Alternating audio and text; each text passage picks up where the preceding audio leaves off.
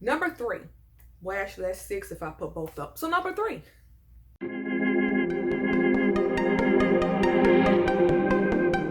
Hello, everybody. Thank you so much for tuning to Shanae's Law. I am Shanae. It is officially 2020, allegedly a new year, depending on the Gregorian calendar, but that's another story in another video.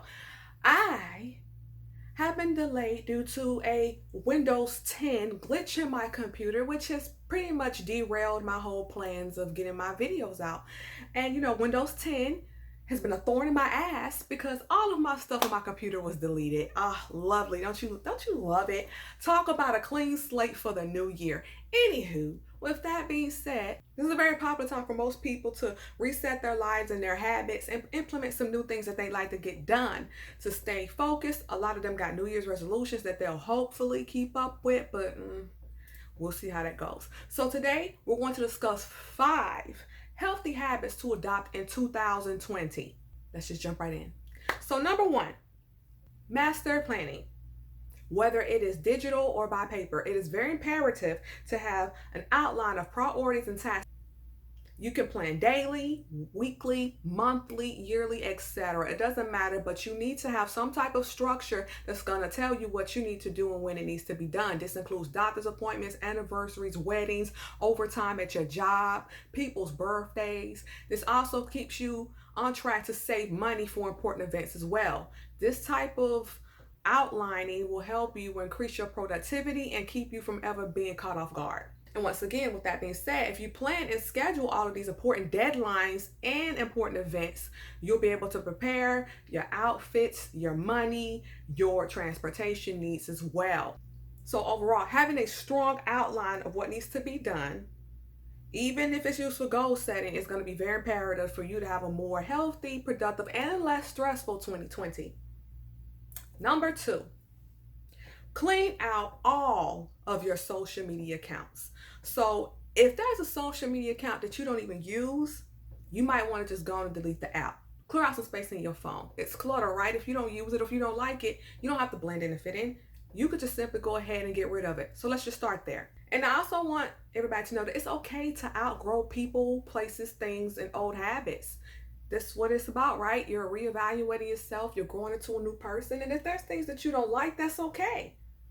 So, like again, if there's something that you didn't used to do last year, that's fine. Everybody's growing up these days because you always want to rid accounts or people on those accounts that are full of negativity and just draining your overall energy. And you also want to maintain that. So if you've deleted that app, or if you've gotten rid of people off of your social media that you got tired of seeing negative posts or offensive or disrespectful posts, keep it that way.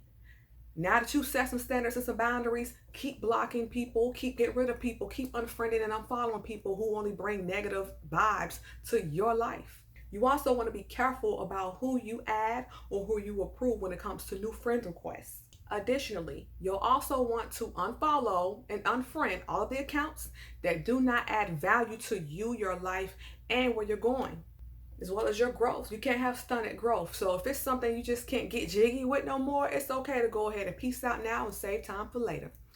Lastly, you also want to keep in mind that too much of a bad thing can become toxic. You could be having a great day and then you see something on social media that just burns your biscuits. Yeah. So get rid of all those accounts that you don't like, you don't follow, you can't stand. Just get rid of it. Happy New Year.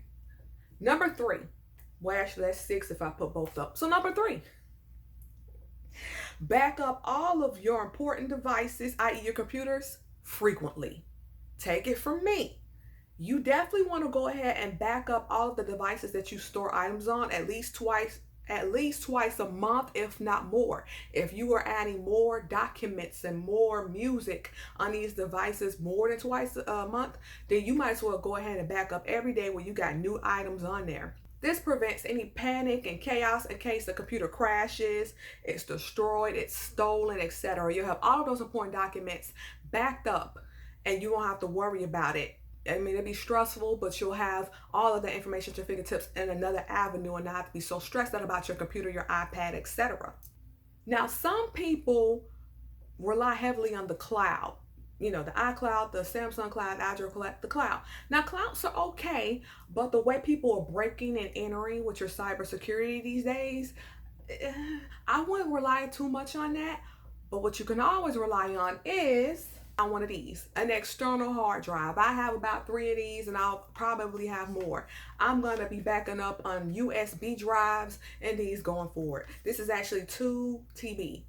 And I am a Western Digital, that is too. I'm not ever in my life gonna go through this Windows 10 debacle. So I will be constantly backing up things going forward. All of my videos, all of my thumbnails, all this hard work that I do, my personal documents, life happens. And you wanna back it up. You don't wanna risk losing all that stuff. Any important tax documents, any school papers, back it up forever and always. And I'm not talking about the Juvenile song. I'm talking about back up with your portable hard drives. Number 4, reduce the exposure to negativity. I know it's easier said than done. I know we kind of touched on it a little bit on number 2 about, with your social media accounts, but negativity is everywhere. You want to cut off all bad people, places, things, habits, etc. going into the new year. It's time to reset. You cannot create change if you don't change. So you need to limit your social media intake. You also need to limit any low vibrating talk shows, movies, Netflix shows, social media, and in reality shows that you watch. You don't have to watch every single reality show. Like me, for instance, if you follow my channel, you know that I love Love and Hip Hop. I love Real Housewives of Atlanta.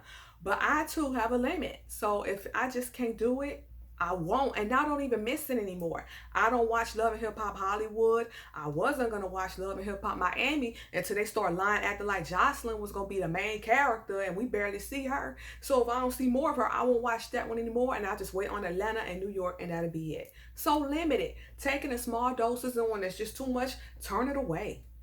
This also includes toxic conversations, no matter where you are. Any type of conversation that's lowering your chakras and lowering your vibrations, you want to get rid of it. You don't want to be a part of that. Whether it's at work, whether it's social, just find you a nice way to go and get up out of there.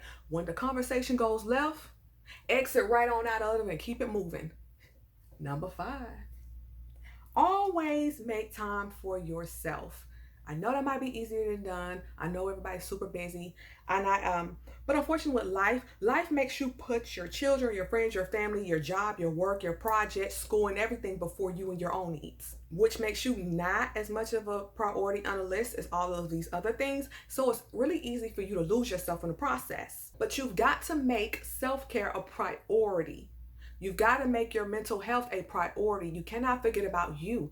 You are the most important common denominator in all of this. So if you've got to do all of the things that make you feel good and bring happiness and joy into your life, if you are super busy, do not be afraid to schedule time in for yourself. But you've got to do it often, and you've got to be consistent. Schedule it in, block off a day, block off a few hours a day, whatever it takes. Block that time off so you can pamper yourself. You can read, you can write, you can do bullet journaling. Block some time off for yourself often to keep you happy, to keep you reset, rejuvenated, and able to keep going on and take care of all these responsibilities. Remember, your mental health is your priority, and nobody else is going to monitor you to make sure that you're doing it. So it is a priority. Take it seriously. And it's just like paying a bill. It's a requirement for life. Okay? So thank you all so much for watching. I hope you are already adopting some of these 5 habits that we mentioned today, or you plan on doing so now that we've kind of gone over them for the new year. So I will see you guys on my next video. Be sure to like, comment, subscribe, share the video if you care. Share it, and be ready for the videos that are about to flood your timeline if you have subscribed, because I've got to play catch up. I'll see you guys next time.